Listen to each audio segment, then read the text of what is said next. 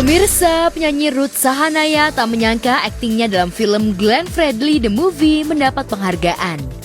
Bahkan ia masuk nominasi aktris pendatang baru terbaik dan pemeran pendatang baru terfavorit pada Indonesian Movie Actors Awards 2024 atau IMA.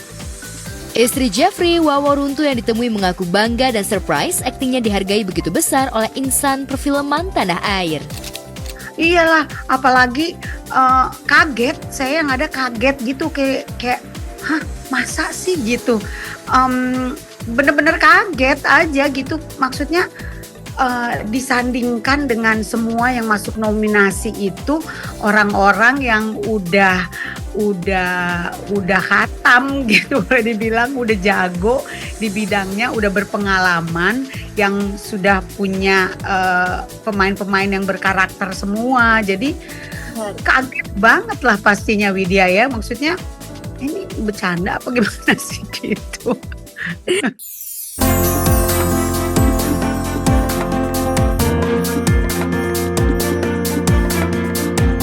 Ruth Sahanaya mengaku bahagia masuk dalam nominasi, namun demikian ia masih belum berani berharap lebih dan memilih pasrah. Jika pemirsa memilihnya untuk menjadi the one dalam kategori ini, ia mengaku akan sangat bersyukur. Iya, saya berharap ya dari ketidak terdugaan ini ya gitu ya. Berharapnya untuk aku sendiri ya ini bisa jadi pengalaman berbuah kebaikan mungkin ya untuk perjalanan langkah-langkah aku selanjutnya gitu ya.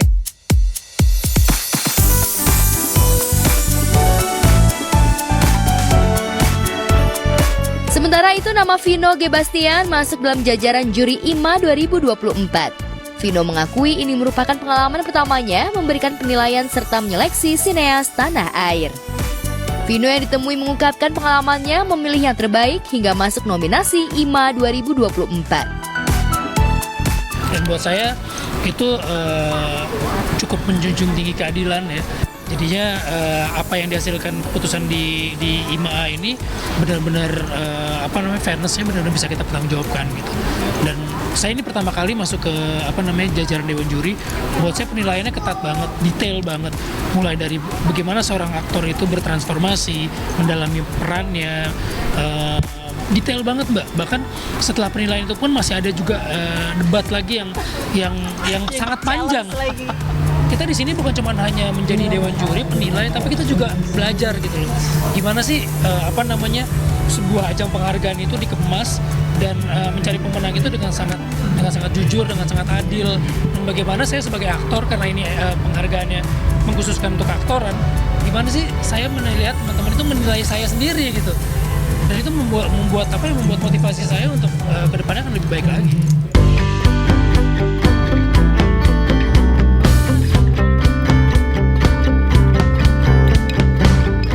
Sebelum duduk di kursi juri IMA 2024 sebagai aktor, nama Vino G. Bastian cukup mentereng. Ia bahkan menjadi langganan masuk nominasi Indonesian Movie Actors Awards. IMA 2024 ini, ia juga masuk dalam beberapa kategori pemeran pria utama terbaik dan pemeran utama terfavorit dalam film Gampang Cuan. Vino G. Bastian juga masuk dalam kategori pemeran pasangan terbaik dan pemeran pasangan terfavorit bersama dengan Anya Geraldine dalam film Gampang Cuan. Ya, film itu kan sebuah tim gitu, ada sutradara, ada produser, ada penulis, ada lawan main gitu, ada aktor perempuan, ada aktor laki-laki. Jadi semuanya penilaian di sini buat saya bilang gitu, saya pernah menang di IMA ini, bersyukur banget. Tapi begitu saya tahu penjuriannya sedetail dan seketat ini, saya lebih bersyukur lagi sih. Saya udah pernah menang gitu. Jadi buat saya itu jadi motivasi saya untuk kedepannya bisa lebih baik lagi. Gitu.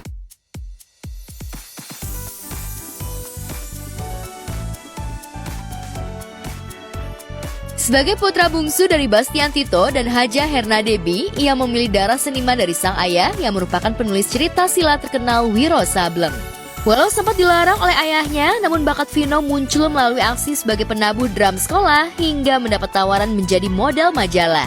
Sejak itu, Vino makin sering menerima tawaran iklan dan model. Pemilik nama lengkap Vino Giovanni Bastian sudah malang melintang sebagai model dan aktor sejak 2004 silam, memang memiliki karir yang mumpuni.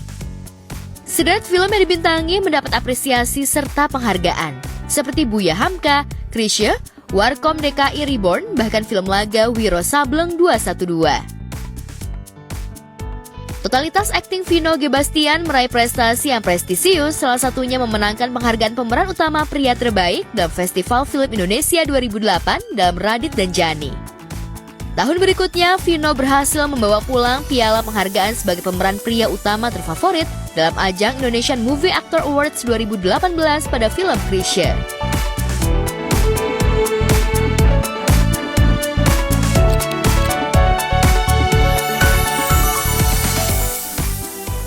Amanda Manopo akhirnya ketularan tren boneka Labubu seperti para artis kebanyakan. Hanya saja, Labubu yang digantung di tas branded pemeran Yasmin dalam sinetron Cinta Yasmin itu benar-benar sayuran labu siam. Bukan hanya itu, melainkan 4 labu yang digantung menghiasi tas mungil kesayangan Amanda itu. Rupanya Amanda terinfeksi tren parodi boneka bergigi tajam dan telinga panjang itu. Unggahan aksi nyeleneh Amanda Manopo menggunakan gantungan sayur labu bukan boneka Labubu jadi perbincangan hangat di laman media sosial. Labubu, labu-labu, labubu, la la la la la la.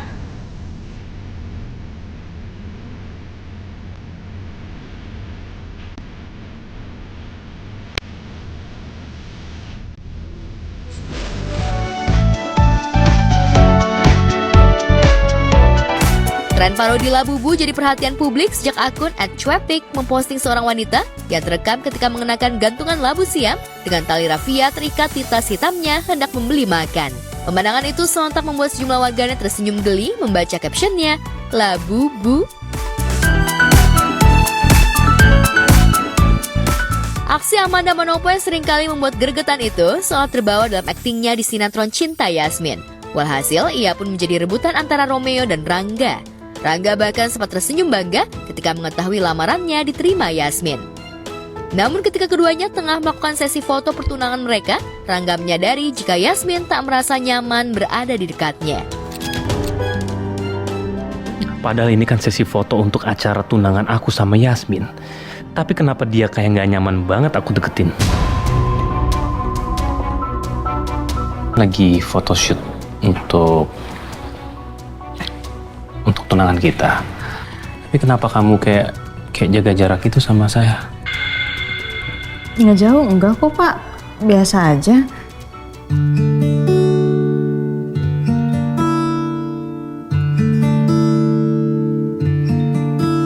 Hati Yasmin rupanya sudah tersangkut pada hati Romeo. Ia bahkan menaruh harap jika suatu saat keduanya akan segera dipertemukan. Keduanya bahkan diam-diam melepas rindu. Ya gimana ya sayang ya? Mau mundur juga nggak bisa. Masalahnya udah nggak ada cara lain lagi sih. Cuma ini satu-satunya cara. Penting aku minta sama kamu, kasih aku kesempatan untuk ngelakuin ini dan aku pengen ngebuktiin. Dan aku akan cari tahu semuanya. Perasaan aku langsung gak enak gitu, kamu pasti mau aneh-aneh kan? Masa kamu gak percaya sama aku? Kasih tahu aku. Enggak. Jangan dulu, ntar aja. Kasih tahu. Geli. Biar sayang. Kasih tahu. Kamu kok jalan banget sih? Gini. Makanya jangan jahil. Iya enggak, udah enggak. Kasih tahu. Smackdown nih, smackdown.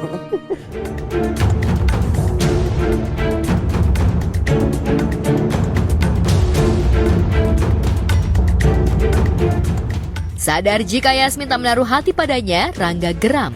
Lantas bagaimana usaha Rangga mendapatkan kembali cinta Yasmin? Mau sarapan apa sayang?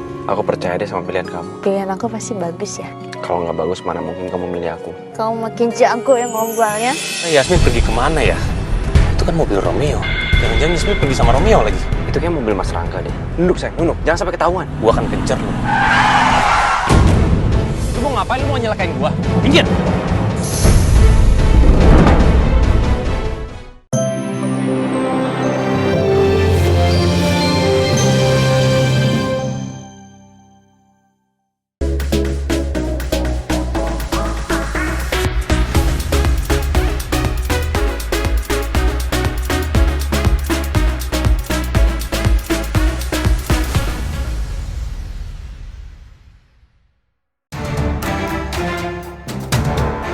Aktor sekaligus YouTuber Baim Wong beberapa waktu lalu tiba-tiba memberikan pengakuan mengejutkan ihwal dugaan perselingkuhan istrinya Paula Verhoeven.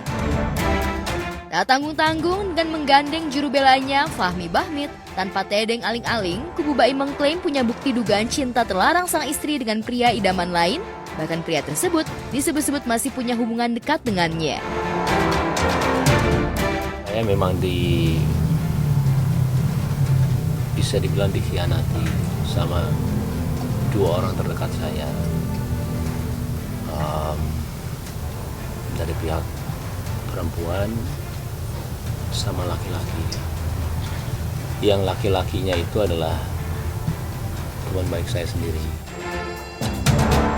Pengakuan tanpa ada bukti langsung dibeberkan ini pun sontak menjadi pro kontra. Ada yang percaya pada cerita Baim, ada pula yang menyangsingkan. Apa yang dikatakan Baim itu berjalan sudah hampir setahun yang lalu.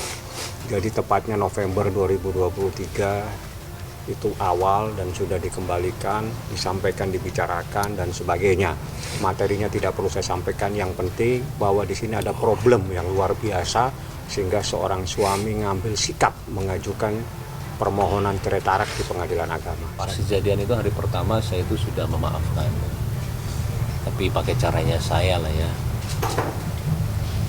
Dan saya nggak nyangkanya ketika saya mengetahui ada telepon laki-laki itu diganti sama pihak wanita dengan nama laki-laki. Ya kalian semua juga laki-laki ya. Ketika ada di posisi itu berat sekali untuk memaafkan. Sementara di tengah hujaman tuduhan serius itu malah tampil lebih melankolia, hanya membalas dengan memposting kalimat bijak dan syarat tausiah dari guru kajiannya Ustadz Hanan Attaqi.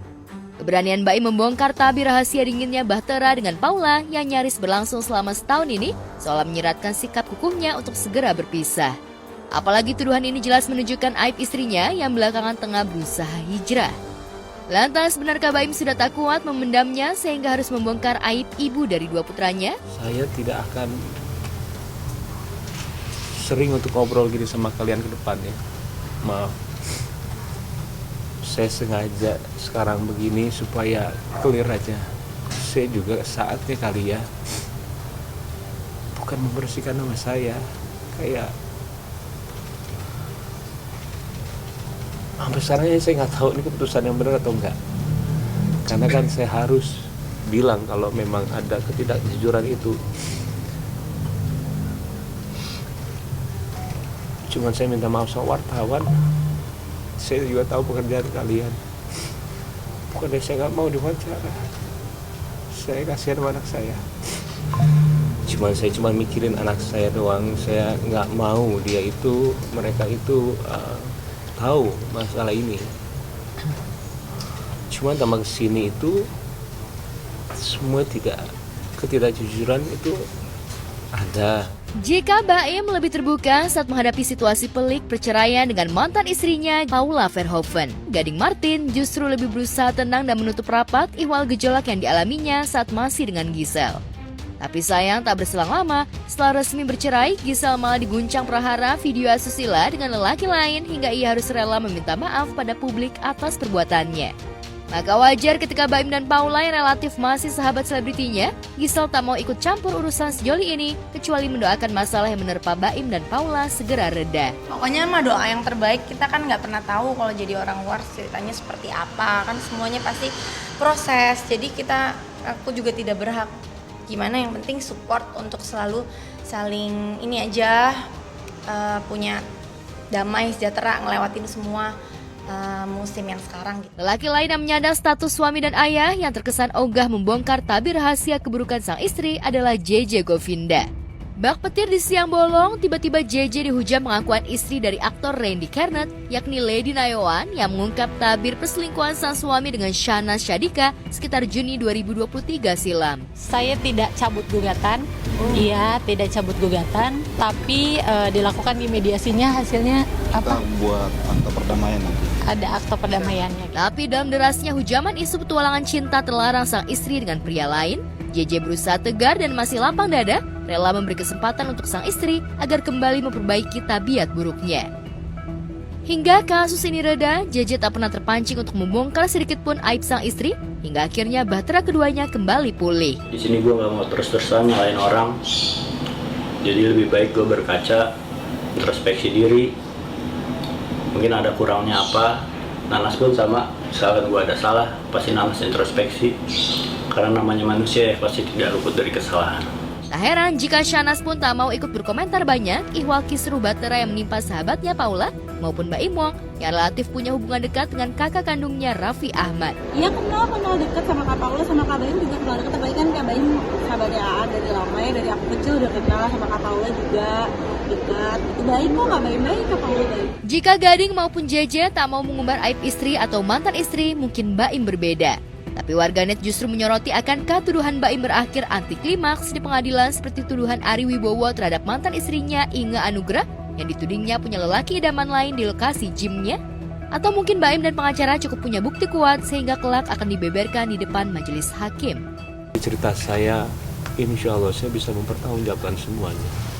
Dan saya yakin apapun yang terjadi ke depannya, saya sama pengacara saya, ya kita sudah siap apa yang terjadi. Ada di sini namanya. Kalau Anda mau tahu siapa, tanya ke Humas. Jadi kalau bilang ini semuanya tiba-tiba, saya juga tidak mau suzon, cuman dari rantai semua itu, karena ini sudah 1 tahun ketidakjujuran itu ada. Saya sendiri juga kadang-kadang suka nggak percaya, jangankan kalian, saya juga nggak percaya apa yang terjadi sama saya. Karena saya selama ini cuman menahan semuanya selama 1 tahun. Meski belum terbukti keabsahannya apakah Paula bermain api dengan lelaki lain atau tidak, tapi tuduhan ini jelas akan merusak reputasi Paula.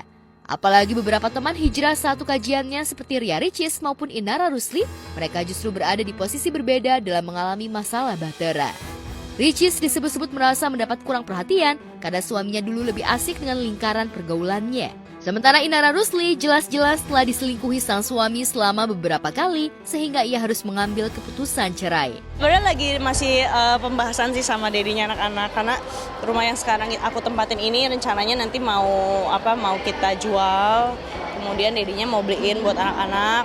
Nanti aku cari lagi, kalau aku punya nanti cari lagi sendiri gitu. Yang penting anak-anak sudah punya tempat mereka sendiri, anak-anak sudah punya aset mereka sendiri. Dengan begitu masa depan mereka ya harapannya bisa lebih aman lah. Saya yakin sih setiap rumah tangga tuh pasti ada masalah ya kan, masalah makanya tadi mungkin KDRT, financial, abusive secara verbal apa segala macam. Jadi sebenarnya pintar-pintar kita menanggapi itu. Ini sangat menyakitkan, tapi ini harus dilalui, harus dilakukan, karena ini tidak boleh menimbulkan penderitaan terus-menerus terhadap Muhammad Ibrahim alias Mbak Im. Bismillah, doain yang terbaik. Jika Paula tidak bisa menepis atau membalikan tuduhan, bisa jadi ujian saat hijrah ini akan terasa berat. Ia akan dicap istri atau wanita tak setia. Tapi jika Paula merasa semua tuduhan sang suami hanya luapan kekecewaan atau pelarian atas kegagalan Mbak Im mempertahankan bahtera, reputasi Paula pun akan berangsur baik. Lantas benarkah Paula kini masih ogah merespon isu panas yang digulirkan sang suami karena tengah sibuk bekerja untuk membangun kemandirian ekonomi tanpa bertumpu pada lelaki? Balik lagi, sebenarnya di agama juga kita diajarkan untuk tidak bergantung pada manusia gitu. Walaupun kita adalah makhluk sosial pastinya, tapi secara hati, secara prinsip kita harus bisa mandiri, karena apapun yang dilakukan orang lain itu tidak berdampak ke kita. Maksudnya misalnya orang lain mengecewakan kita atau bikin kita nggak happy atau apa, itu supaya tidak masuk ke diri kita, jadi nggak berdampak ke diri. Selama hidup saya itu baru dibilang pelit sama satu orang. Itu istri saya sendiri. Itu juga sampai bingung. Kalau saya pelit, bagaimana mungkin saya menafkahi keluarga dia? Adiknya kita pekerjakan di sini, adik yang satu lagi juga saya menyiasati untuk buat YouTube tanpa saya mengambil uangnya sama sekali. Saya bukan saya lebih kayak menjadikan ayo mulai orang tuanya pun tiap bulan saya kasih melebihi dengan orang tua saya. Baik ya, baik. Ya ini saya bicara bukan karena saya karyawannya ya, karena emang dia orangnya baik. Yang dibilang netizen apa dan segelintir orang bilang pelit ataupun apapun itu ya itu salah banget sih sebenarnya ya. Awas jatuh, hati-hati Mas. Gimana Pak? Doain aja. Maaf permisi. Seperti juga Inara Rusli dan Ria Ricis yang memilih fokus daripada memikirkan pasangan hidupnya. Kesibukan aku ini bentar lagi aku harus live TikTok jam 8 ini, sekarang udah setengah 8, jadi aku sempetin untuk wawancara sebentar. Udah ditanyain sama orang lo di Lotin News soalnya. Jika Paula tengah diterpa ujian tuduhan sebagai wanita tak setia, sementara Ricis dan Inara harus rela menyandang status single parent, artis Dhini Aminarti yang hidupnya bertabur cinta dan kasih sayang dari suaminya Dimas Seto justru diuji oleh kesabaran menanti buah hati dalam keluarga kecilnya. Ya, sejak menikah dengan Dimas Seto 2009 silam hingga 15 tahun pernikahan sejoli ini belum jua dikaruniai anak. Namun ujian pernikahan tanpa buah hati ini tetap dilalui dengan penuh kesabaran. Apalagi Dhini dan Dimas yang sejak lama menempuh jalan hijrah menjauh dari dunia glamor selebriti, lebih punya daya dan kekuatan berpasrah diri pada ilahi. Temanya kita hari ini perempuan bahagia. Mudah-mudahan ibu-ibu semua ada di sini termaksud perempuan-perempuan bahagia. Yang pertama, masih dikasih kesempatan sama Allah untuk bisa belajar Al-Quran. Semoga selalu istiqomah di jalan Allah.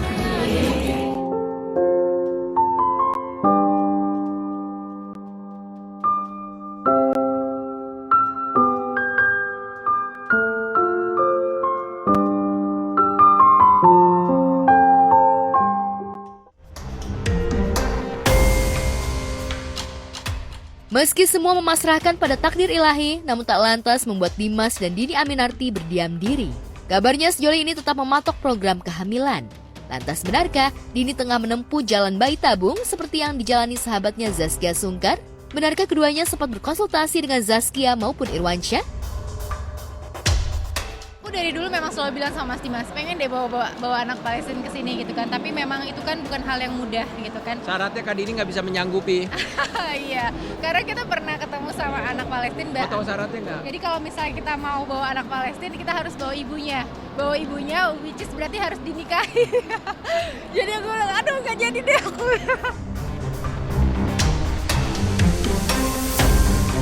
Seberat-beratnya ujian, toh pada akhirnya takdir Tuhanlah yang akan membawa arah kemana jalan hidup selebriti. Duka-duka, tangis bahagia itu akan terus dilalui seiring perjalanan waktu. Lantas bagaimana mereka memaknai ujian hidup yang menerpa ini? Di fase bosan gitu ketemu istri. Astagfirullahaladzim, wah itu bahaya. Mbak bukan curhat pribadi kan ya? Kegiatan bareng gitu.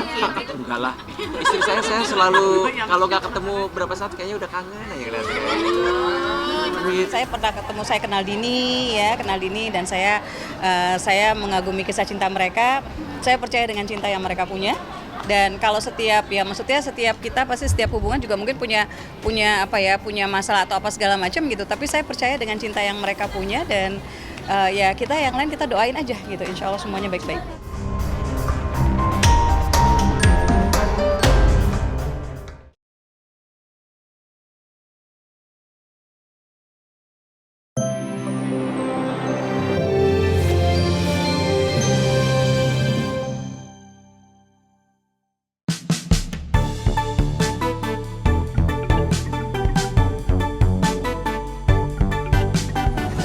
Tak terasa, anak pertama aktor Iko Uwais dan penyanyi Audy Item, Atreya Shahla Putri, genap berusia 11 tahun pada 11 Oktober lalu.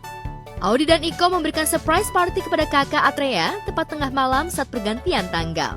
Atreya yang tengah berada di depan televisi nampak terkejut melihat ibundanya membawakan kue ultah dari belakang. Kecupan sayang pun diberikan Iko Uwais kepada si sulung yang tengah beranjak remaja itu.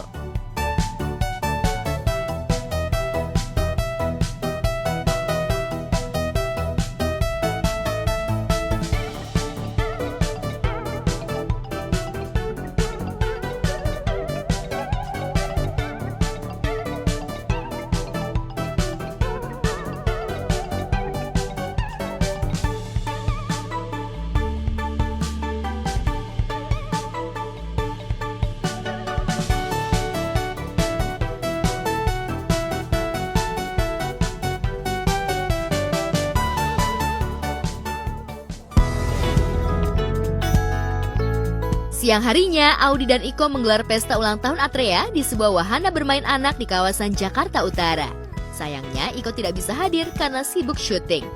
Atrea kembali meniup lilin ulta, kali ini di depan mama, adik, dan segenap teman-temannya.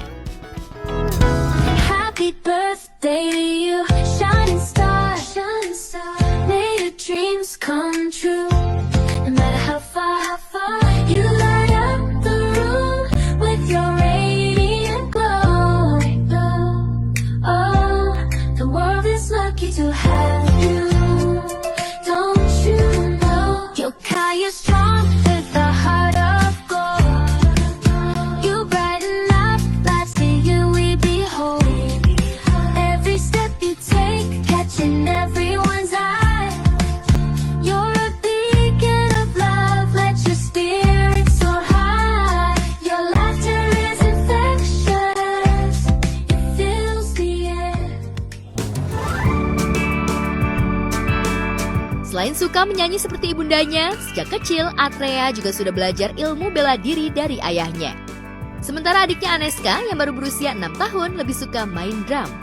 Sepertinya Aneska ingin menjadi drummer perempuan Indonesia.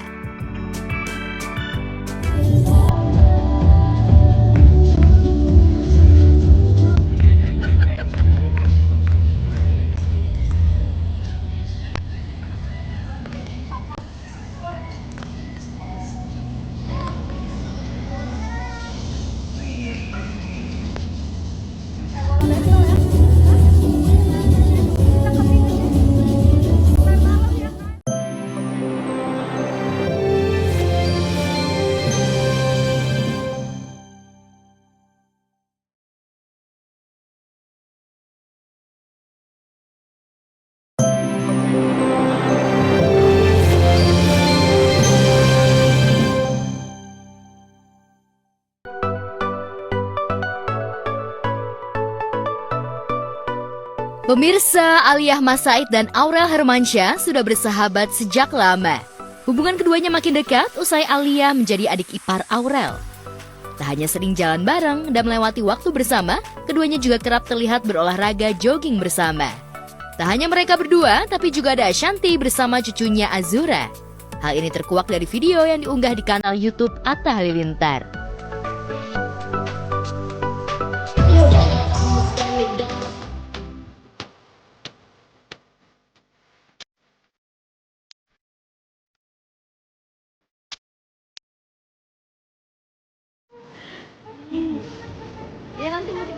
Di lagu pertama kita pemanasan gandok dulu ya. Pemanasan tangannya. Nanti kaget langsung megang. Siapa yang iketin rambutnya itu? Jelas banget. Ada kayak ini sih.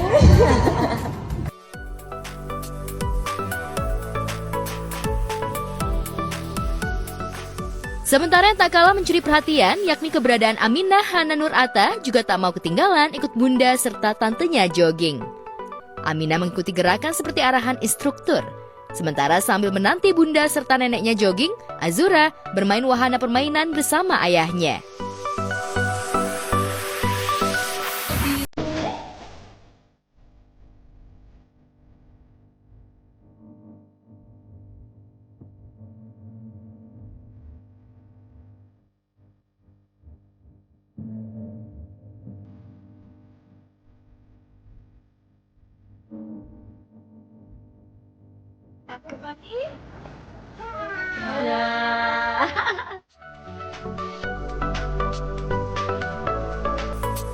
Ya, hampir genap 1 tahun Azura memperlihatkan perkembangan menggembirakan. Anak kedua Atta Halilintar dan Aurel Hermansyah itu semakin terlihat menggemaskan seiring perkembangan usianya. Iya, alhamdulillah nih Azura perkembangannya makin hari makin menggemaskan. Dia bisa jalan. Terus sekarang udah manggil papa terus. Mulutnya suka maju-maju. Pokoknya lucu lah, ada aja perkembangannya setiap hari. Ya saya sebagai ayah senang banget lah dengan perkembangan. Kabarnya Atta Halilintar dan Aurel Hermansyah sudah mulai mempersiapkan rencana perayaan ulang tahun anak keduanya Azura Humaira Nur Atta pada bulan depan. Meski belum dibocorkan terkait konsepnya, sepertinya perayaan ultah Azura ke-1 akan digelar secara spesial. Azura bulan depan 1 tahun. Kita masih belum tahu nih acaranya gimana. Lebih ke ibunya sih. Kalau aku tadinya maunya biasa-biasa aja kayak di rumah, panggil keluarga. Tapi kadang-kadang kan Azura punya teman-temannya, punya sahabat-sahabatnya, jadi pengen datang. Jadi nanti ya asal bisa nyenengin banyak orang, mungkin banyak teman-temannya, mungkin ada acaranya.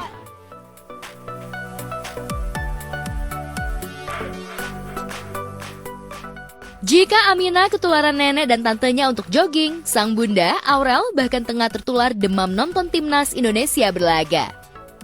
Bahkan saat laga tim Garuda melawan Bahrain, Aurel menumpahkan kekesalannya usai Indonesia ditahan seri Bahrain karena ulah kepemimpinan wasit Ahmed Alkaf yang mengulur waktu hingga 3 menit. Saat ditemui juru warta, sang suami Atta Halilintar yang dikenal gila bola mengungkap bagaimana rasa kecewanya pada kepemimpinan wasit. Namun ia ingin tim asuhan pelatih Shin Taeyong untuk lebih fokus menghadapi tim nasional Cina di Qingdao Stadion pada Selasa 15 Oktober nanti.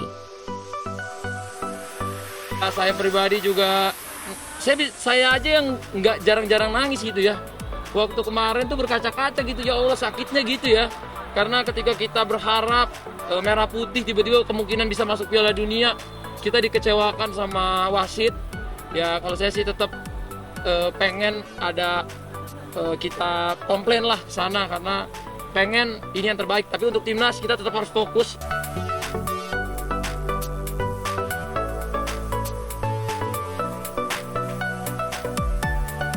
Bukan hanya Atta, Erick Thohir, Ketua Umum PSSI, serta sejumlah selebriti juga berharap Jay Itzas dan kawan-kawan bisa mencuri poin 3 dari timnas Cina untuk memuluskan laga selanjutnya sehingga Indonesia berpeluang naik klasmen di grup C putaran ketiga kualifikasi Piala Dunia 2026 ini.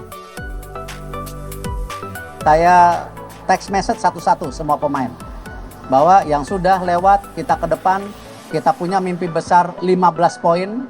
Hari ini baru 3 poin, 3 pertandingan. Kalau lawan China dapat 3 poin berarti 6 poin. 6 poin dibagi 4 pertandingan 1,5 poin. 15 dibagi 10 1,5 poin. Masih ada harapan.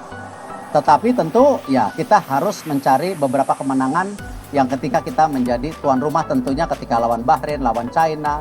Ataupun menyolong ketika kita jadi tuan rumah dengan Saudi ataupun ya kalau Jepang sulit lah ya, tapi ya kita coba jangan kalah set dulu. Kalau dibilang ada ketakutan pastilah setiap orang takut. Cuman saya lebih takut sama Tuhan, sama Allah ya, ngapain takut sama pertandingan. Prediksi skornya besok 2-1 buat Indonesia dong, Garuda di depan. Sementara itu, sejak minggu kemarin, Rafael Struijk dan kawan-kawan sudah melakukan latihan jelang laga melawan Cina. Dari akun resmi Timnas Indonesia, tampak punggawa Garuda sudah menjalani pemusatan latihan di stadion tak jauh dari Stadion Qingdao. Cold, ha? Guys. Di mana matahari? Di mana? China is dingin. Kayak di Bandung. Kayak di Medan. Panas. Weather is nice, so Dutch weather. Pokoknya mudah-mudahan semuanya berjalan lancar, terus udah gitu para atletnya juga dikuatin gitu. Jadi kan karena antara deg-degan sama fisik yang harus kuat itu bukan sesuatu yang gampang juga kan. Pokoknya semoga dilancarin. 2-1 deh yang real. Iya, 2 buat Indonesia. Kalau menurut saya Indonesia pasti menang 3-1. Amin. Kita menang, pasti menang karena memang secara kualitas udahlah nggak usah diragukan lagi. Timnas kita sekarang udah keren, udah terbaik di Asia Tenggara. Di Asia juga menurut saya sekarang kita udah masuk top 5 dan mudah-mudahan sih pemain tuh pada bugar karena kita dikasih tempatnya tandingnya jauh bener. Nggak, akhirnya disiapin ini ya katanya pesawat private jet ya. Keren. Oke, semua tanding dengan baik, kita doain. Habis ini main di kandang semua, kalau bisa Jepang juga nanti di kandang kita sikat. Meski laga melawan Cina tak bisa dianggap enteng, namun pasukan Garuda harus tetap optimis bisa mencuri poin. Apalagi dukungan supporter timnas sudah mulai berdatangan untuk menyaksikan langsung tim kesayangannya dari stadion. Bismillah Indonesia Cina, saya mendoakan yang terbaik untuk timnas. Setelah kemarin menurut saya menjadi sakit hati hampir semua masyarakat Indonesia. Tapi untuk timnas kita tetap harus fokus di lawan Cina, jangan mikirin yang belakangan lagi. Biar tuh urusan yang ngurusin. Untuk timnas aku pengennya tetap fokus aku yakin lawan Cina kita bisa dapat 3 poin dan kita bisa masuk ke peringkat atas untuk ke Piala Dunia. Lawan Cina ya Indonesia bisa akan lebih mungkin 2-0 lah menang. Yang pasti lebih unggul daripada kemarin. Semoga kita mendapatkan pertandingan yang fair juga. Buat punggawa-punggawa Garuda, jangan menyerah. Ini adalah waktu kita untuk mendapatkan skor kembali. Pokoknya apapun yang terjadi kita selalu mendukung. Aku mendengarkan saja. Besok dipimpin oleh Timur Tengah lagi. Ada kekhawatiran nggak? Mudah-mudahan sebelum pertandingan wasitnya sakit perut jadi diganti. Itu doa saya. Iya, sebenarnya kalau menurut regulasi itu nggak masuk akal sih. Negara Timur Tengah itu semestinya tidak boleh diwakili oleh wasit Timur Tengah. Tapi ini akhirnya oleh wasit Oman apa Bahrain? Oman ya dia? Oman. Kita lawan Bahrain diwakili oleh wasit Oman, itu juga udah menyalahi aturan. Terus kita jadinya seri mestinya menang, tapi nggak apa-apa, udahlah, biarin aja, biarin itu jadi dosanya dia. Oh iya, mudah-mudahan wasitnya juga bisa adil karena ini internasional kan, ayo dong gitu kayak hari gini masa sih masih nggak adil gitu untuk ajang internasional, harus adil. Semangat Indonesia!